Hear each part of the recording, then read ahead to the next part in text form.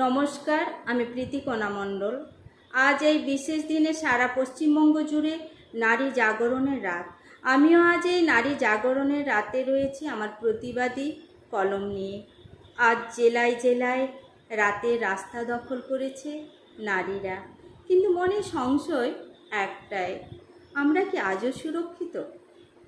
আমার প্রতিবাদী কলমে কিছু কথা আপনাদের সামনে তুলে ধরছি।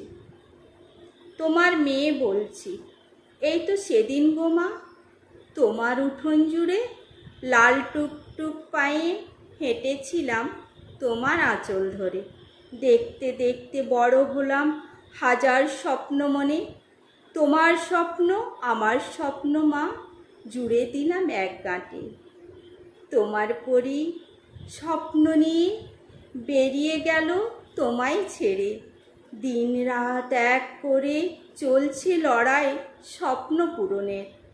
রোজ মুঠো ফোনে শুধু কথা হয়, দেখা হয় না মা তোমার সাথে।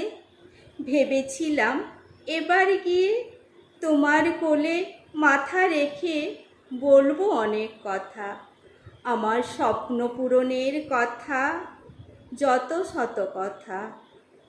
হলো না মা আর কথা রাখা, কিছু কালো ছায়া মূর্তি আমায় গিলে নিল।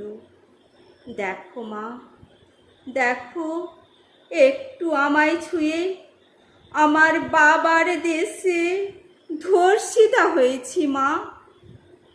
শ্মশানের পোড়া কাঠের সাথে মিলেমিশে আমি ছাই হয়ে গেলেও যন্ত্রণা, কষ্ট, কান্না কোনোদিন বাতাস থেকে মুছে যাবে না।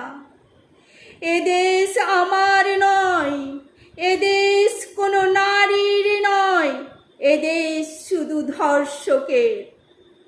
যে দেশে কন্যা ভ্রূণ মাতৃগর্ভে নষ্ট হয়, যে দেশে কন্যা সন্তানকে নদীর জলে ভেসে যেতে হয়, যে দেশে কন্যারা পণ্য হিসেবে বিক্রি হয়, যে দেশে এই নৃশংস নির্যাতন বারবার ঘটে, সে দেশ আমার নয়।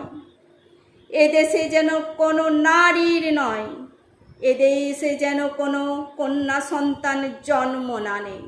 নমস্কার।